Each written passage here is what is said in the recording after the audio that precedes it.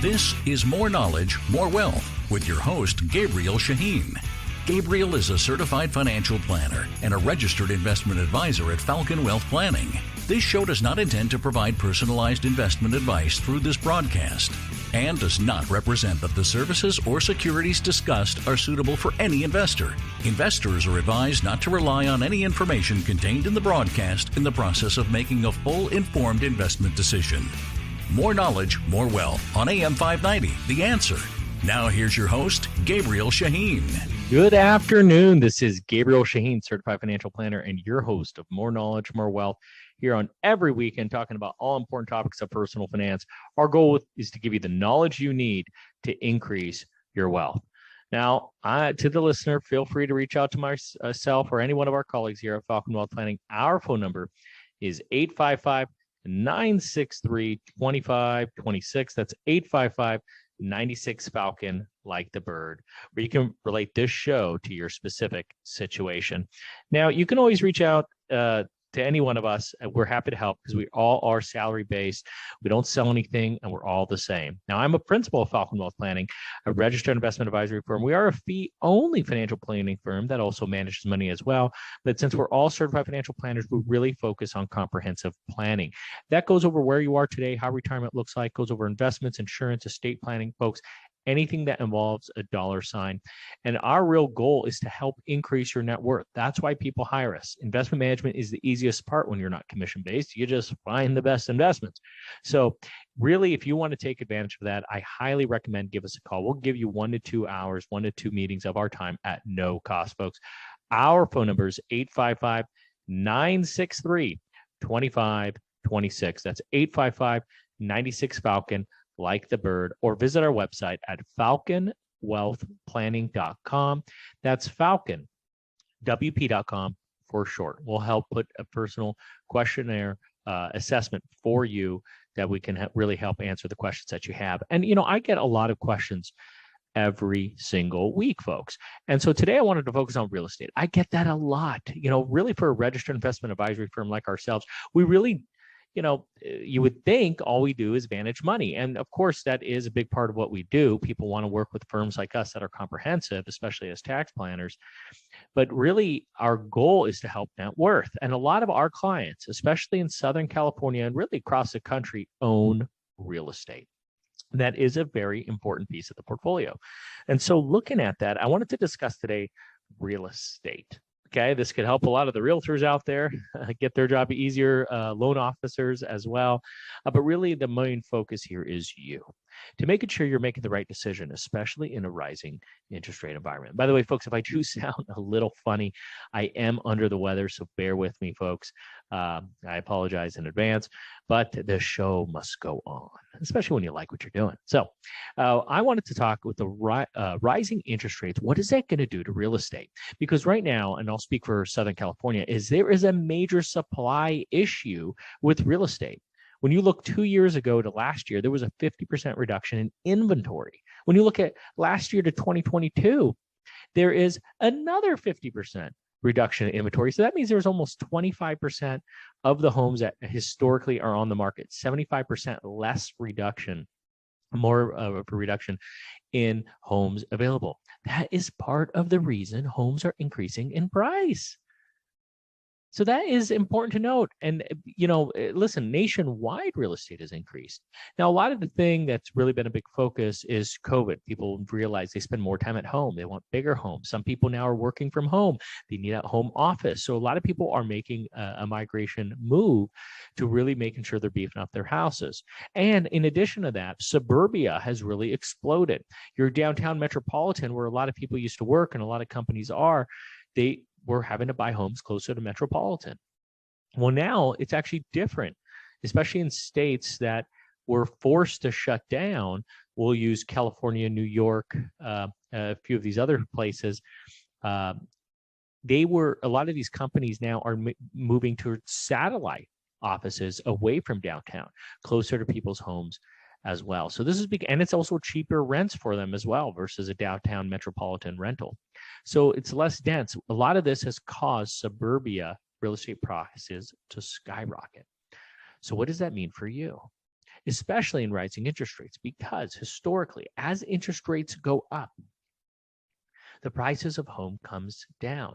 I want to spend a minute to explain to you that phenomenon. I want to explain to you what that means and how that affects you with a simple logic of if you were to go buy a home. The example I'm going to use is buying a $500,000 house. Now, I know what you're thinking. There's no way my neighbor's house just sold for $825, or my neighbor, sold for over $1 million, whatever it may be. So listen, if it sold for $1 million, good for you. Multiply it by 2. That's why I'm using 500,000. I'm trying to keep it simple here, folks. I'm talking to the masses. All right. By the way, folks, if you're just joining us, you're listening to Gabriel Shahin, certified financial planner and your host of More Knowledge, More Wealth, here every weekend talking about all important topics of personal finance. And today I wanted to fixate on real estate. And I want to give you a couple examples, okay, with a rising interest rate, where a year ago you were able to get a 30-year mortgage at 2.5%, a little over a year ago. 2.5%. So on a $500,000 home, assuming you put 20% down, putting $100,000 down, your mortgage is $400,000. Doing a 30-year mortgage on that, you would have a payment of $1,580 a month. That's $1,580 a month. Now, because rates are now at 4.5%, well, your payment is not $1,580. It's now $2,025. It's almost $500 more a month as a mortgage payment.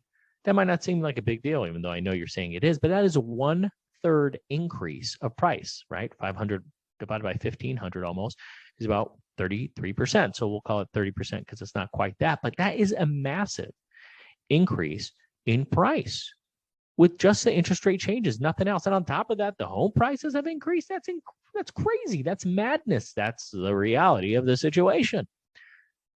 And that's for people that have $100,000 in cash laying around to buy for a house. Let's say you're doing one of these FHA loans or some of these loans that you only need 3% down. So let's say you buy a $500,000 place, assuming you can find that, and you put only $25,000 down between fees and whatever. So now you have a loan of $475,000. Your payment at 2.5% back in the day, which was about a year ago, was $1,876. Man, think about that for a second. My earlier example was at $400,000. This is a loan of $470,000. Because the loan is 2.5%, it's $1,876. That's lower than what it was today at 4.5%. You get where I'm saying? You almost save $200 a month by putting $75,000 less down. This is the impact of interest rates. Now, if you're going to have a 4.5% rate like what it is now, your payment is over $2,400 a month. Much different, right? And you compare that to where it was earlier. I mean, that's almost a $600 difference. That is important to note, folks, because people can afford less. So the person who can maybe only max afford a $2,000 a month mortgage now can't afford a $500,000 home. They maybe can only afford a $450,000 home. And the crappy part is home prices are higher now. These are reasons why real estate typically drops when interest rates go up, for that simple logic. But we're in a unique situation. There is not enough inventory. What does that mean? Real estate is still going up because the economic law of supply and demand, if supply is low, demand is high, prices go up. Why was it so down, real estate, in 2008, 9, and 10? Because so much supply. Way too many homes on the market. So much banks held on to them, which means demands were low, which is why prices of real estate were so low, and they dropped. Economics 101.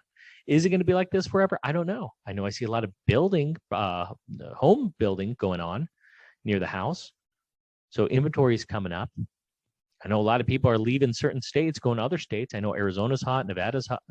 Well, we know Arizona's hot, Nevada's hot. But the real estate market is very attractive in Arizona, Nevada, Texas, Florida, and so on.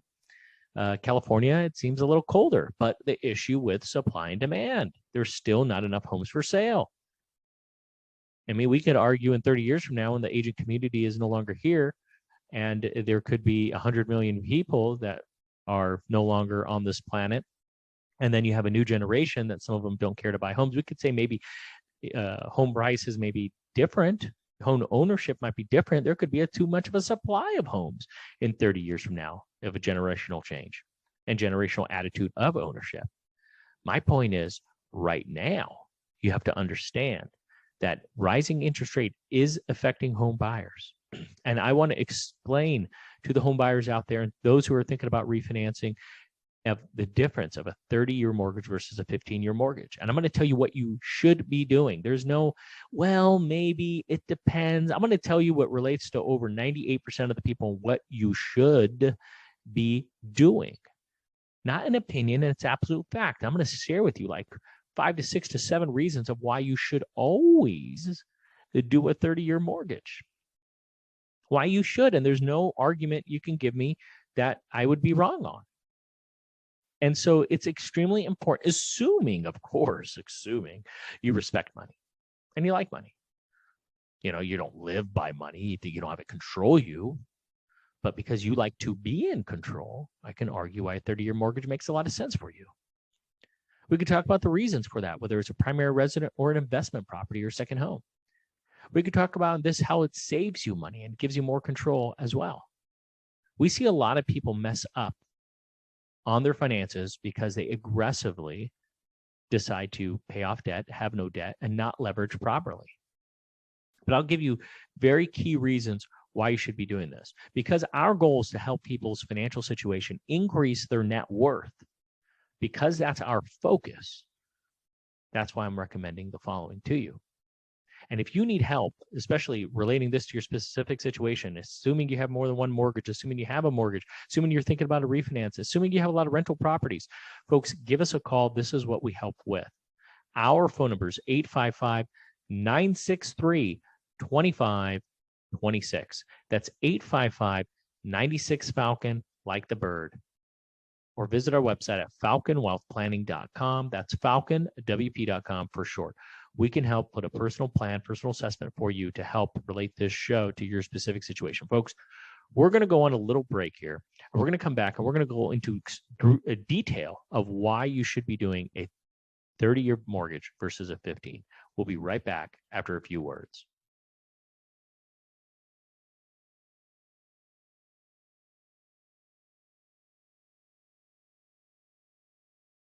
Welcome back, folks. This is Gabriel Shahin, certified financial planner and your host of More Knowledge, More Wealth here on every weekend, talking about all important topics of personal finance. Now, today we're talking about real estate and how that affects you and what you should be doing. We talked about 30-year mortgages versus 15-year mortgages and what makes sense for you. We first have to understand that there's something called good debt and bad debt. We have to come to that agreement. We would agree that a credit card debt is bad debt. Now, zero interest credit card debt is good. If you use a credit card all the time and pay it off every month, that's even gooder. If that's a word. Better? Yeah. And so the reason is you're using somebody else's money for free. It's liability protection if somebody uses your card with unauthorized charges. And in addition to that, you get these free reward points and so on. So we can agree on that. We can agree on a zero interest car loan as well, maybe even 0.9 or 1.9. We could agree that is good as well. But we have to fixate on the mortgage.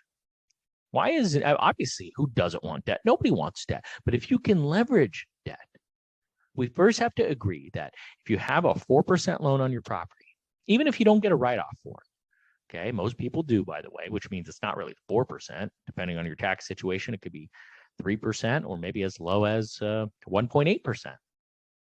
We have to agree over the 30 years you have the mortgage, let alone a 15-year, that you can earn more than 3% over 30 years if you invest it.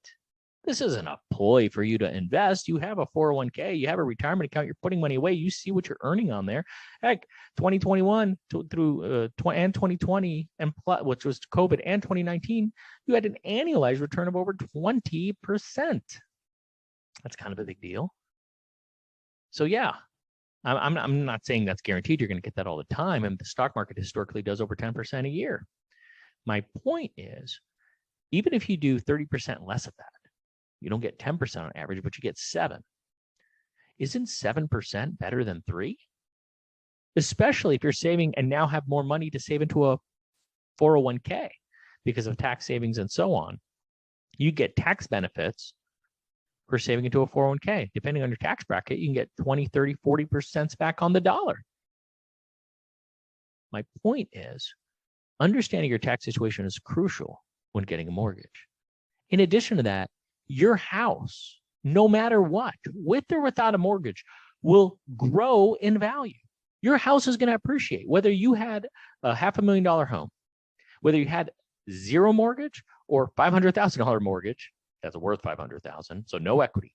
That home is worth $750,000 today, assuming it appreciated, of course, by that much. But it is grown by $250,000. You made $250,000 with or without the mortgage. So what are you really saving? Well, I'm saving the mortgage payments. Yes, but part of that mortgage payment is principal buy down. If your mortgage, in my earlier example, if you have a mortgage of, here it is, $400,000, okay, at 2.5%, or even if it's at 4.5%. My point is, no matter what, that your payment is either $1,580 a month or $2,025 a month, roughly 34% of that payment is going towards principal or more. If it's on the 2.5% side, almost half your payment is going towards principal. So what are you really paying down? You're saving on the interest, but you're getting a write-off for the interest. So really your 4% mortgage, depending on your tax situation, be more like 3%. So you're really rushing to pay off 3%. Do you think you can earn more than 3% on your retirement accounts? Hell, you can make maybe 30% just in tax savings by contributing into your retirement account at work. That's not even including the growth, the compound growth of that in your retirement account for the next 30 years. You have to understand these situations. We're talking about money here. Our goal is to increase your net worth. And if you need help with that, if this sounds like it makes sense, but you don't really know, folks, we can run the numbers and show it to you. We do that at no cost. Our goal is to help relate this specific situation, this show to you. And we can show you with your situation, your taxes, your everything, how much you could be saving. Give us a call. Our phone number is 855-963-2526. That's 855-96-FALCON, like the bird. We can help with a personal assessment for you and really answer these questions that you have. It's quite simple for us. We do this every single day. But for you, this is just part of the burden of trying to figure out what is the wisest thing to do. And for us, we look at it as simple as this. If you have, let's say $100,000 debt, but your home is worth $500,000. You have equity of $400,000. We're not saying we like debt, but what we're saying is if your situation were to double and you don't have $100,000 in debt, now you have $200,000 in debt. So you double the debt, but then you double the asset. It's $500,000 used to be what it's worth. Now it's $1 million. You went from having $400,000 net worth to now $800,000 net worth. Who would you rather be? The person with $400,000 net worth or $800,000 net worth? Obviously, you'd rather be the person with $800,000 net worth, which means you can't look at debt as a struggle. You have to look at it as a leverage, as a controlled leverage. And as long as you can own control the mortgage payment, it's the best feeling in the world. I'm telling you guys, I'm speaking from experience. When you can pay off the mortgage at any second that you want, you can write the check or take it out of the investment account. But you're in control. You're just deciding not to do it because you don't want to do it, because you know you can make money in other ways. And folks, that's what institutions are doing. And we're trying to train you to be financially independent, financially secure. Financially independent does not mean you're debt-free. Financially independent means you are in control of your finances. Now, folks, if you're just joining us, you're listening to Gabriel Shahin, Certified Financial Planner, your host of More Knowledge, More Wealth here on every weekend, talk about all important topics of personal finance. And today we are talking about real estate. And I want to focus more on real estate of some of the reasons that you should still continue to look at having controlled debt and looking at a 30-year versus a 15. We just talked about principal buy down, and you're going to be paying down the principal no matter what. I also wanted to talk about the inflation hedge. You know, it's part of the benefit of having a mortgage is that payment is there forever. Well, imagine if your mortgage payment was $1,800 months a while back. Well, you can't even rent for $1,800 a month. And I can speak for multiple states on your property. And as your social securities are increasing, as salaries are increasing, your investments are increasing, as everything is increasing, your mortgage stays the same. That's why you hear people say sometimes, you know, their last car payment is more than their first home payment. How nice is it to lock in that mortgage payment for 30 years. Because in 30 years from now, it's going to be like nothing. It's going to be as much as your cell phone bills, how much it may be, especially the way inflation is going, let alone interest rates are going. You want to be in control. Let me give you another situation. Is something to take into account. Let's say you have a $250,000 mortgage and you want to do a 30-year refinance at 4%. Your mortgage payment will be $1,200 a month, not including insurance, taxes, and all that stuff, HOA. There's just the mortgage payment, because you're going to have that stuff with or without the mortgage, right? You're still going to have HOA, property tax, and insurance. So just the mortgage is $1,200 a month, assuming a $250,000 mortgage at 4%.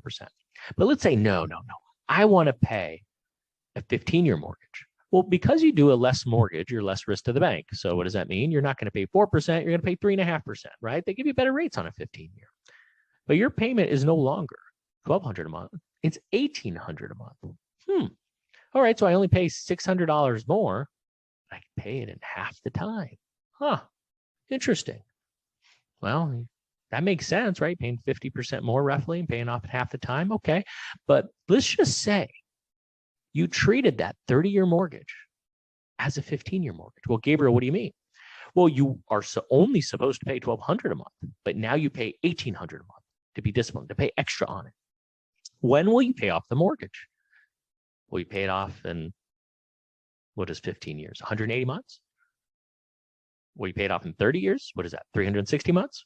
Well, it has to be somewhere in between, right? Because you're paying extra, so it can't be 30, but it also can't be 15 years, 180 months. Why? Because it's a higher interest rate at the 30-year. When will you pay it off? Take a guess. The answer is 188 months. What? So you have to pay 8 months more. So you lose 8 months, but you gain 30 years of flexibility. Don't you think a lot happens in 30 years? Maybe having to put the kids through college, having to take care of parents. Maybe you lose a job. Maybe somebody passes away. Maybe somebody gets disabled.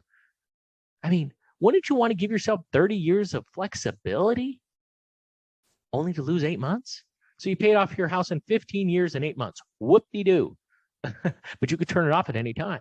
What if something drastic happens to you and you can't make that payment? Could you tell the mortgage company, hey, I did a 15-year, but, can you just switch it to a 30? No, they're going to underwrite you like crazy. And I've seen some extremely sad situations, guys, God forbid, but somebody passes away. Now your tax bracket doubles. Your income is sometimes cut because of Social Security. You don't get both Social Securities. You only get the highest of the two. And sadly, they can't afford the mortgage. Folks, remember what I said about financial independence? It's for you to be in control. And that's all I'm trying to share with you guys. Being in control. This happens with your primary residence or investment properties, rental properties, or second homes. I highly recommend it. But you have to be disciplined and put that money to work for you, or you're going to lose money safely. Why? Because of inflation. So hopefully these are reasons that could help you increase your financial situation, folks. And if you need help relating this to your specific situation, give us a call. We can help. We help people all across the country, and we have offices all across the West Coast. Our phone number is 855-963-2526. That's 855-96-FALCON, like the bird. Would love to help you out with a free assessment, give you 1 to 2 hours, 1 to 2 meetings of our time at no cost. Folks, that was a fast show. Woo, I could talk about this stuff much, much more.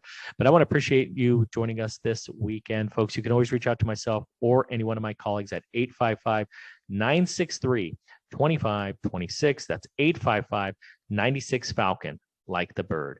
We'd love to help relate this show to your specific situation. Tune in every weekend as we go over all important topics of personal finance, and our goal is to give you the knowledge you need to increase your wealth. We want to thank you for listening. We want you to enjoy your weekend. Have a great week, and God bless.